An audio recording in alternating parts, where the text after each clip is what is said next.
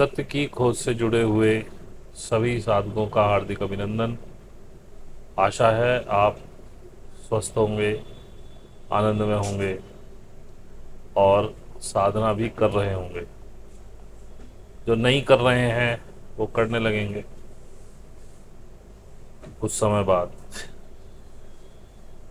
जो मन भी बना रहे हैं उनके लिए भी बधाई कि आप कम से कम मन बना रहे हैं साधना का। तो जैसा कि मैंने आपको शायद किसी वीडियो में वादा किया था लेटेस्ट, कि मैं एक वीडियो आपको दूंगा एनपीसीज के ऊपर, नॉन परफॉर्मिंग करेक्टर्स, जिन्हें मैं चेतना विहीन व्यक्तित्व बोलता हूँ, जिन शरीरों में चेतना नहीं है। तो उसका कुछ पता चला आपके जीवन में उनका क्या उद्देश्य है, वो क्यों पैदा होते हैं। इस पूरी सृष्टि में कोई भी चीज बिना उद्देश्य के पैदा नहीं होती। घास का एक तिनका भी उगता है तो उसका कोई ना कोई उद्देश्य होता है। तो इतने बड़े बड़े समूहों में ये चेतना विहीन व्यक्ति कैसे पैदा हो गए। ऐसा तो हो नहीं सकता कि बिना किसी परेशानी, बिना किसी महत्व के या उद्देश्य के ये लोग पैदा हुए हों। पहले मैं भी नहीं जानता था, अभी कुछ ही दिनों पहले ये रहस्य उद्घाटित हुआ, तो मैंने सोचा आपको बताया जाना चाहिए। आगे बढ़ने से पहले फिर से अपील, यदि आपको ये चैनल अच्छा लगता है, आपको आपके ज्ञान में कुछ वृद्धि होती है, तो कृपया आप इस चैनल को सब्सक्राइब करें, इसकी वीडियोज़ को लाइक करें, शेयर करें और आपके कमेंट्स का हमेशा से स्वागत है। यदि आपको लगता है कि मैं कुछ अच्छी बातें बता पाता हूँ, आपके ज्ञान में वृद्धि हुई, आपके व्यक्तित्व में कोई वृद्धि हुई हो, तो कभी कभार कमेंट भी कर लिया करें, क्योंकि उससे कुछ भी है एक और आगे काम करने का बल तो मिलता ही है कि भाई ठीक है, हम जो कर रहे हैं वो सही जगह पहुंच रहा है। हालांकि आप ये करें ना करें, जब से मैं कर रहा हूँ, ये चैनल शुरू किया है तब से मैं करता ही आ रहा हूँ, और जब तक प्रकृति या मेरे गाइड्स का आदेश है तब तक ये चलता रहेगा। फिर भी अगर आप किसी से कुछ ले रहे हैं तो सोच लीजिए एनर्जी एक्सचेंज ही हो गया।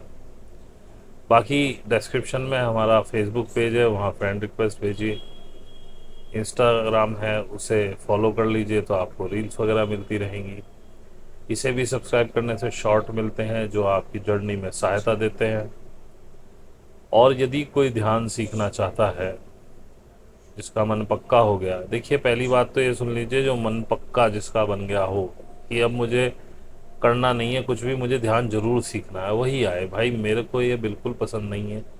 हालांकि जैसा मैं पहले भी कह चुका हूँ, यदि आप आएंगे स्वागत तो आपका है, मैं तो सिखाने के लिए बैठा हूँ। पर अगर आप महीने 2 महीने के हिसाब से आ रहे हैं या अभी कच्चे हैं तो मत आइए। पैसों की आवश्यकता नहीं है, सीरियस लोगों की आवश्यकता है। ये 1-2 महीने का, 6 महीने का, साल भर का काम नहीं है।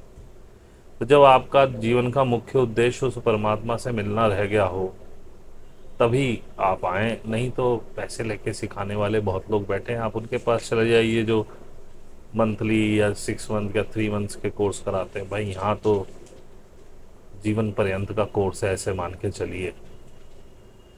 तो ज़्यादा समय न लेते हुए मुद्दे की बात पर आगे बढ़ता हूँ कि ये चेतना विहीन व्यक्ति एनपीसीज क्या हैं, क्यों हैं, कैसे हैं। इसके साथ साथ आपको 1-2 चीज़ और बताऊंगा। पूरा पैकेज है ये वीडियो। आशा है आपको अच्छा लगेगा, आपके ज्ञान चक्षु कुछ खुलेंगे इसमें। तो मैं बता दूं, आपके आसपास बहुतायत में एनपीसीज हैं, या जिन्हें मैं कहता हूं जिन व्यक्तियों में चेतना नहीं है वो व्यक्ति घूम रहे हैं। तो ये पैदा क्यों होते हैं, ये तो मैंने आपको बता दिया कि ये हमारे डीएनए में इतना पोर्शन ऑलरेडी डिकोडेड है, जिससे सेल विभाजित होता है, सारे ऑर्गन्स बनते हैं, माइंड बनता है। उसके बाद माइंड के द्वारा इन सारे ऑर्गन्स को कैसे चलाया जाए, भूख कैसे लगे, खाना कैसे खाया जाए, दूध कैसे पिया जाए, सूसू पोटी कैसे हो, पसीना कैसे निकले, ये सारी चीज़ें डिकोडेड व्यवस्था में वहाँ डीएनए में पड़ी हुई हैं। तो जब भी कोई मदर का एग फैच होगा, चाहे वो मनुष्य हो, चाहे वो जानवर हो, चाहे वो पक्षी हो, तो उसका जो डीएनए है, जितना भाग डिकोडेड है उतने भाग में वो कार्य अपने आप शुरू कर देगा। उसमें किसी परमात्मा, किसी भगवान की आवश्यकता नहीं है। और पशुओं में, पक्षियों में, कीट पतंगों आदि में अधिकतर उनका जितना डीएनए वो टोटल डिकोडेड फॉर्म में है। उसमें कुछ भी ऐसा नहीं है कि उन्हें कुंडलनी जागृत करके कुछ डीएनए का भाग और पहचानना हो, कुछ और डिकोड करना हो ताकि वो अपने जीवन को और अच्छा बना पाए। ऐसा कुछ नहीं है उनके साथ, उनका टोटल डिकोडेड है। हमारे डीएनए में केवल 2-4% ही डिकोडेड है, बाकी का भाग पूरा का पूरा एनकोडेड पड़ा हुआ है। उस पर एनक्रिप्शन चढ़ी हुई है, आपको उसको डिक्रिप्ट करना पड़ेगा, उसमें की लगानी पड़ेगी डिक्रिप्शन की, तब जाके वो खुलेगा, तब आपके समझ में आएगा। और वो मैंने पहले भी आपको बताया था कि भाई जैसे जैसे आप साधना में आगे बढ़ेंगे, जैसे जैसे आप फियर से बाहर आएंगे, जैसे जैसे आप आनंद में रहना शुरू करेंगे, तब ये कीज धीरे धीरे लगनी शुरू होती हैं और धीरे धीरे आपको स्ट्रैंड्स खुलते हैं डीएनए के, और उनका जो ज्ञान है वो अंदर से ही आपको आना शुरू हो जाता है। बहुत से मेरे पास भी जो साधक हैं वो कहते हैं, वो अंदर पता नहीं किससे बात कर रहे हैं और वहाँ से जवाब मिल रहे हैं उनको, बोले जी हमें तो माँ का ऐसा जवाब आया। तो मैं हमेशा कहता हूँ कि ऐसे जवाब नहीं देती है कुंडलनी। कुंडलनी का जवाब अलग तरीके का होगा। जो अंदर से कोई बोल के आपको बता रहा है वो तो नेगेटिव एनर्जीज हैं, जिन्हें आप भूत या प्रेत कहते हैं, सभी के पास हैं, मेरे पास भी हो सकते हैं। जब तक आपको वो पैटर्न पता नहीं चलेगा कि आपका डीएनए कैसे आपको जवाब देता है, कैसे वो ज्ञान आपके अंदर फुहारे मारता है, एक दो बार जब आप कर लेंगे तब समझ में आएगा अच्छा ये ऐसे होता है। इसको समझाने के गुरु की आवश्यकता होती है, गुरु के बिना ये नहीं समझा जा सकता। और असली गुरु वही है जो आपको कंपेल ना करे किसी बात के लिए कि जी मैंने कहा इसलिए मान लो, मैं कह रहा हूँ इसलिए सत्य है। असली गुरु वही है जो आपसे हमेशा कहेगा कि भाई ये मैंने जाना है, आप भी करिए और स्वयं जानिए और जान करके इसे अपनाइए। मेरी कोशिश यही रही है आज तक, मैं हमेशा यही करता रहा हूँ। बात थोड़ी सी भूमिका बनाने की थी ताकि आप एनपीसी तक पहुंच सकें। अब एनपीसीज यही जो लोग केवल एक संभोग के द्वारा, अंडा मदर का फैच हो गया, बच्चा किसी भी स्पीसीज का हो, बाहर आना ही आना है, ये लोग एनपीसीज ही होते हैं। अब किसी किसी शरीर में चेतना प्रवेश करती है और वो भी चेतना स्वयं चुनती है, उसका कोई एल्गोरिदम होगा, या तो स्वयं चुनती होगी या अपने करंट एनर्जी पैटर्न के हिसाब से कुछ जो डिवाइन मैट्रिक्स है उसका कोई पैटर्न होगा कि वो किस तरीके से आपको किस शरीर में स्थापित करे। तो ये सारा खेल है, एक एक गेम है ये पूरा, इसे रचा गया है। किस लिए रचा गया है? वही जो चेतना, जिस जिस शरीर में वो चेतना है, उसी की यात्रा के लिए पूरा गेम रचा गया है। एनपीसीज का कोई फर्क नहीं पड़ता, अपने मार दो या जिंदा रखो, कोई फर्क नहीं पड़ता। लेकिन वो जो आसपास आपके एनपीसीज हैं, कोई आपकी भाई बन के है, कोई बहन बन के है, कोई माँ बन के है, कोई बाप बन के है, कोई सास ससुर बन के, साली साला, मित्र, पड़ोसी, बॉस, आपके नीचे काम करने वाला एम्प्लॉई, ये चेतनाएं बहुत कम हैं। चेतना वाले शरीर बहुत कम है आज भी इस धरती। तो ये जो सारे एनपीसीज हैं, ये आपकी चेतना की यात्रा को बढ़ाने के लिए, आगे बढ़ाने के लिए ये एक एनवायरनमेंट क्रिएट करते हैं जिसमें कुछ लोग आपको सताते हैं, कुछ लोगों से आपको प्रेम होता है, कुछ लोग आपको मोह में फांसते हैं, क्योंकि ये सारा टेस्ट इस चेतना का है। जिस शरीर में वो चेतना है उसको ये टेस्ट देना है, और वही व्यक्ति इन सब चीज़ों को पार करते हुए आगे निकल के जाता है। इसी को हम चेतना कहते हैं, यही चेतना की यात्रा है। अब पहली बात तो कोई परमात्मा नहीं है, कोई ईश्वर नहीं है, तो वो तो क्या आपकी परीक्षा लेगा। उसने तो लाइव बिसात बिछा रखी है 64 की, उसमें जगह जगह से आपको पोक किया जा रहा है। आपके मन में लालच भी आएगा पड़ोसी को देख कर, कभी ईर्ष्या भी होगी। इन सारे जो उल्टे सीधे ये विचार आपको क्रिएट होते हैं अंदर, कभी ईर्ष्या के, कभी स्नेह के। स्नेह भी बुरा है, किसी से प्रेम हो जाएगा आपको, कोई बहुत अच्छा लगे, किसी पे ममत्व होगा, किसी से ईर्ष्या होगी, किसी पे क्रोध आएगा। कुल मिला के ये सारे ही भावों को काउंटर करना है, और इन भावों को उत्पन्न करने वाले ये एनपीसीज होते हैं। क्योंकि यही जो जो क्रिया करते हैं, और ये पूरा समाज एनपीसी से भरा हुआ है, यही इस मैट्रिक्स को क्रिएट करते हैं मैक्सिमम। अब आप समझो, एक बाबा टाइप आदमी कोई कहे कि भाई ये फला व्रत कर लो, ऐसे करो तो वैसे होगा, वैसे करो तो वैसे होगा, ये करना चाहिए, नहीं करना चाहिए, सुबह 5 बजे उठो, भगवान की मूर्ति को नहलाओ धुलाओ, उसे भोग लगाओ, ये करो, इतनी माला तुलसी की करो, ये करो वो करो। अब वो कहे और पता चले जो उसके पंडाल में बैठे हैं 1000 में से 900 आदमी चेतना वाले हैं और 100 एनपीसी है, तो वो होगा ही नहीं। क्योंकि वो लोग तो कभी नहीं मानने वाले, चेतना वाले व्यक्ति जो, और 100 एनपीसी 9,000 लोगों में कर क्या लेंगे, उनसे क्या फर्क पड़ेगा। बाबा की दुकानें बंद हो जाएगी। और चेतना वाला व्यक्ति सूनर और लेटर जान ही जाता है। लेकिन ये इतने थोड़े होते हैं, और इन्हीं की वजह से ये पृथ्वी पे सारा खेल खेला गया, क्योंकि ये प्रिजन प्लानट है, उसी चेतना का प्रिजन है। उसी को ये सारे संस्कारों से ऊपर उठना है, सारी भावों से ऊपर उठना है, शून्यता में जाना है। ये सारा खेल उसी के लिए। और अब आप इसका रिवर्स करके देखें कि 1000 लोगों में 900 एनपीसीज हों और 100 चेतना वाले हों, तो वो बाबा के कर्मकांड, वो मैट्रिक्स क्रिएट हो जाएगी। और जो ये युगों की परिकल्पना है, हालांकि मैं युगों की परिकल्पना नहीं मानता हूं, मैं प्रिसिशन ऑफ इक्विनॉक्स को मानता हूं, तो उसी के हिसाब से युग तय किए गए। सतयुग जिसे कहते हैं, सतयुग का पीक पॉइंट वो होता है जब ये सेंट्रल सन हमारे सन के बिल्कुल नजदीक हो, according to precision of equinox. और कलयुग का जो पीक पॉइंट होता है वो होता है जब ये सेंट्रल सन हमारे सन से सबसे ज़्यादा दूरी पर हो।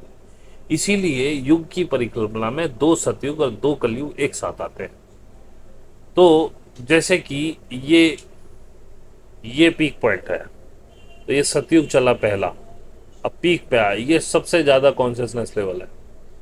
उसके बाद ये दोबारा सतयुग नीचे आना शुरू हो गया। ऐसे ही कलयुग में होता है, कलयुग में ये निचला पॉइंट होता है। तो एक कलयुग शुरू हुआ, अपने लोएस्ट पॉइंट पे आया, उसके बाद ये अपने दूसरा कलयुग शुरू हुआ, यहां से चेतना बढ़नी शुरू होती। तो अभी जो आप देख रहे हैं, चेतना अपने लोएस्ट पॉइंट पे तो आके जा चुकी बहुत पहले। अभी चेतना ने बढ़ना शुरू किया है, लेकिन क्योंकि अब हम नए युग की तरफ जा रहे हैं, एनपीसीज की भरमार है, उन्होंने मैट्रिक्स को और सघन कर दिया है। क्योंकि नए युग में, जिसे आप युग कहते हैं, मैं कहता हूं कि चलो अब प्रिसिशन ऑफ इक्विनॉक्स में कोई पॉइंट्स नहीं है, तो युगों को ही पॉइंट्स मान लेते हैं। तो जो कलयुग से आगे द्वापर में आपको जाना है, जिसका कहते हैं संयुग चल रहा है, लास्ट चल रहा है, तो कलयुग का जो सघन मतलब सघनता है कलयुग की, वो 2030 के बाद नहीं दिखेगी। तो ये जो आने वाले 6 साल हैं, अभी 24 चल रहा है, 25 शुरू होने ही वाला, समझो 2 महीने रह गए, 2.5 महीने। तो 25 से 30 तक के जो ये 6 साल है, क्योंकि 25 आपने अभी जिया नहीं है, तो 25 भी पूरा इंक्लूड होगा। ये जो 6 साल है, ये समझिए कत्लो गारत के साल है। इनमें इन एनपीसीज का खत्म होगा, क्योंकि बिना एनपीसीज के आप मैट्रिक्स नहीं चला सकते। और एनपीसीज आपने तोड़ दिए, खत्म कर दिए, तो मैट्रिक्स स्वयं टूटनी शुरू हो जाएगी। लेकिन ये 6 साल आपकी परीक्षा के भी हैं, क्योंकि यदि आप इन एनपीसी से चिपके रहेंगे तो आप आगे नहीं जा पाएंगे। आप स्वयं भी परेशान हो जाएंगे, आत्महत्या कर लेंगे, किसी भी वजह से अपनी हत्या कर लें या कुछ भी कर लें। तो यही आपके टेस्ट का भी सबसे सबसे हैवी टेस्ट इन 6 सालों में होना है, क्योंकि बेस्ट वंस और चेतना वाले लोग, उनमें भी बेस्ट लोग जिन्होंने चेतना पे काम किया है, वही लोग 2030 के बाद, 32 के बाद, 35 के बाद रह पाएंगे। मैं ये नहीं कह रहा हूँ 30 के बाद जो लोग रहेंगे वो सारे उच्च चेतना के होंगे, वो लोग भी होंगे जिन्होंने काम करना शुरू कर दिया, जो चेतना बढ़ाने की सबको मौका मिल रहा है। लेकिन आप ये मत समझिए कि 30 कूदते ही आप तुरंत सतयुग में या द्वापर में आ गए। ये जो इतना रायता फैला हुआ है, इसको काउंटर करने के लिए जब ये मैट्रिक्स की एनपीसी खत्म होंगे, मैट्रिक्स टूटनी शुरू होगी, उसमें भी आगे शायद 20 साल लग जाए सेट होने में, 2050 तक गाड़ी पहुंचे। तो उसके लिए तैयार रहो। तो ये जो एनपीसीज हैं, ये केवल मैट्रिक्स को क्रिएट करते हैं, आपको बिना मतलब की चीज़ों में फंसाने के लिए इन्होंने जन्म लिया है, मैट्रिक्स को क्रिएट करने के लिए जन्म लिया है, दुनिया भर के भावों में फंसा। क्योंकि ये आपका 12th 10th इंटर के एग्जाम्स नहीं है, ये आपकी चेतना का एग्जाम है। और जो ये चेतना का एग्जाम ले रहा, जिस भी प्लैनेट से आपकी चेतना यहाँ आई है, वो प्लैनेट वाले जरा भी बेईमानी पसंद नहीं करते। उनको वही विशुद्ध लोग चाहिए जिन्होंने खुद पे काम किया है। नहीं तो इन चेतना वाले व्यक्तियों को जो इसमें पास नहीं हो पाएंगे, वो दूसरे प्रेजेंट प्लैनेट पे जाएंगे, जो ऑलरेडी वर्क कर रहा है इस समय। और मैंने सुना था, मुझे नाम उसका याद नहीं है, टेक्निकल सा नाम था, कुछ नंबर वंबर थे। तो चेतना की यात्रा खत्म नहीं होगी, लेकिन इस प्लैनेट पे अब वो लोग रहेंगे जो वास्तव में 5D चेतना के लोग होंगे। 30 निकलते ही 5D वाले नहीं बच पाएंगे।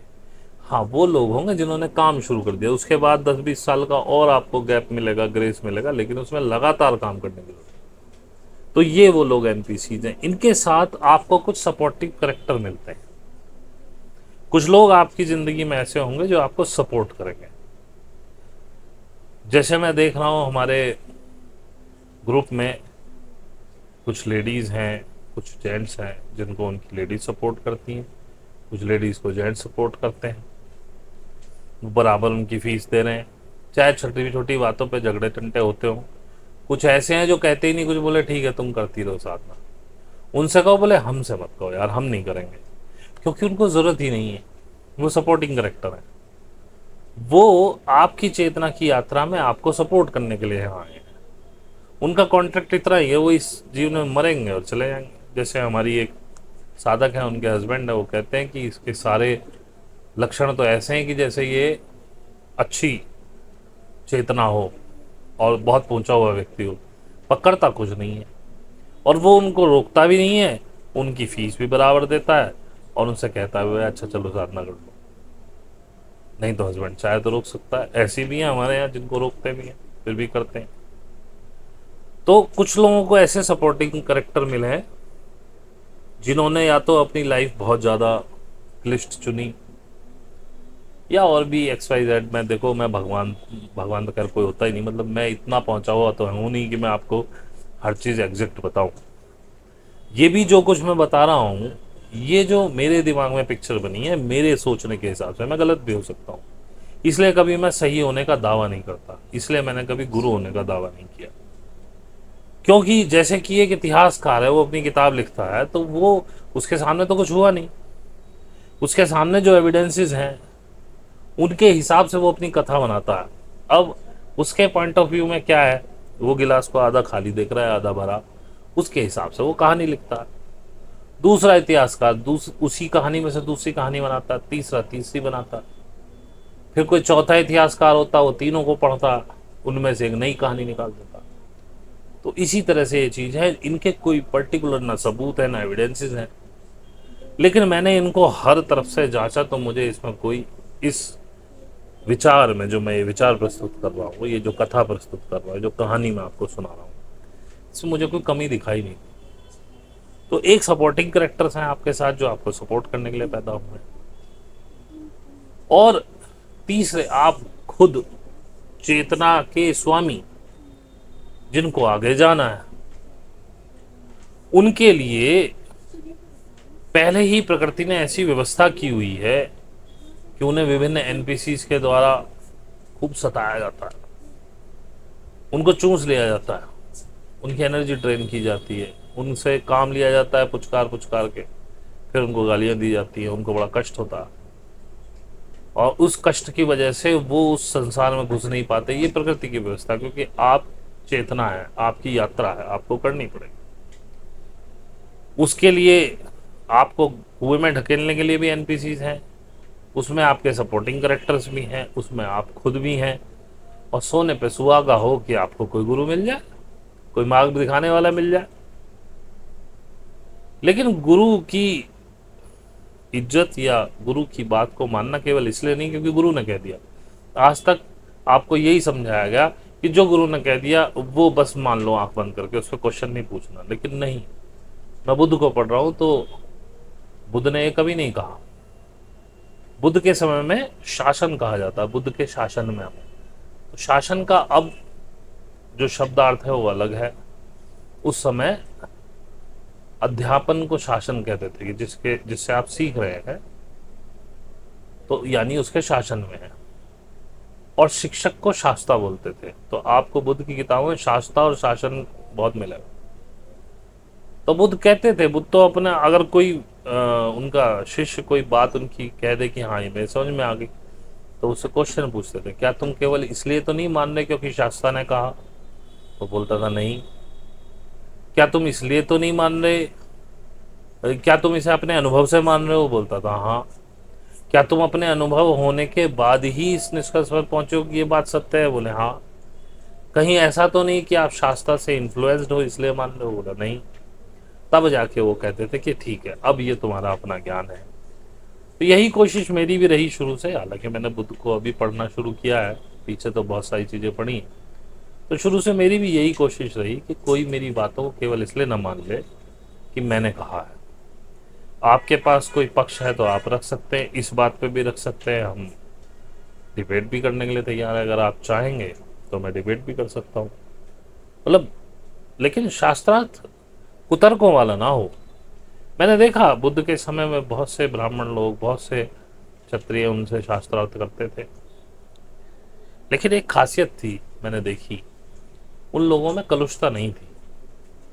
वो जो मानते थे उसको लेकर उनके साथ शास्त्रार्थ करते थे, अगर निरुत्तर हो जाते थे, अगर बुद्ध की बातें उन्हें रुचती थी तो क्षमा भी मानते थे और बुद्ध का शासन भी स्वीकार करते थे। शासन मतलब उनकी शिक्षा, उनका शिक्षण। नतमस्तक होते थे और प्रवर्जित होते थे, भिक्खु बनते थे। तो अगर कोई सही शास्त्रार्थ करना चाहे, जिसे शास्त्रार्थ बोलते हैं, मैं तो यही कहूँगा वाद करना चाहे, इस पर विवाद, विवाद तो गलत शब्द है, मतलब तर्क करना चाहे, तो मैं उपस्थित हूँ। क्योंकि तर्क अगर अच्छे हों तो ज्ञान बढ़ता ही है दोनों तरफ का। तो मैंने ये जाना कि एनपीसीज ये हैं, एक सपोर्टिंग करेक्टर है, एक आप है। आगे आने वाला समय मुझे बहुत अच्छा दिखाई दे रहा है क्योंकि मैं कंस्ट्रक्शन देख रहा हूँ, लेकिन जो डिस्ट्रक्शन देखेगा उसके लिए वो समय बहुत बुरा होने वाला है। आगे आने वाले समय में बहुत सी जाने जाएंगी, और बहुत सी का मतलब इतनी नहीं जो आपने कोरोना में तो कुछ भी नहीं देखा, वो तो स्टार्ट भी नहीं था, क्योंकि एनपीसीज को ख़त्म कर दिया जाएगा। और ये ऐसा भी नहीं होगा कि एकदम ही कोई गंडासा सा चल दिया जाए और सब खत्म हो जाए। धीरे धीरे होगा, कई फेजेस में होगा, लेकिन 2030 तक बहुत लोग मेरे अंदाजे से ख़त्म हो जाएंगे। मैं गलत हो सकता हूँ, क्योंकि ना मुझे कोई विज़न आया, ना मैं कोई ज्योतिष हूँ। मैं ये भी नहीं बता सकता कि कितने लोग रहेंगे, लेकिन हाँ इतना मैं कह सकता हूँ कि आधे से तो कम ही रहेंगे।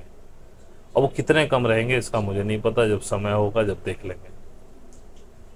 और ना तो मैं ये कह रहा हूँ कि भगवान ना करे कि ऐसा हो, ना मैं ये कह रहा हूँ भगवान करे कि ऐसा हो, क्योंकि जो प्रकृति है वो अपना निर्णय ले चुकी है।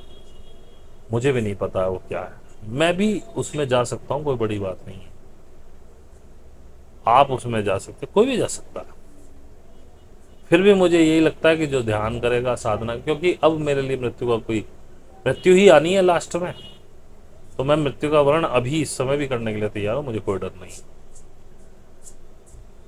लेकिन फिर भी मुझे लगता है कि जो ध्यान अथवा साधना में लिप्त होगा वो आगे जाएगा ही, उसकी रक्षा प्रकृति करेगी, क्योंकि उन्हीं के लिए तो ये सब हो रहा है। उन्हीं को, क्योंकि आगे ऐसे ही लोगों को रहना है। अब अगर जो ध्यान कर रहा है, ध्यान में आगे बढ़ रहा है, वो भी मर जाए, फिर पृथ्वी पर रहेगा कौन? एनपीसी ही रहेंगे क्या?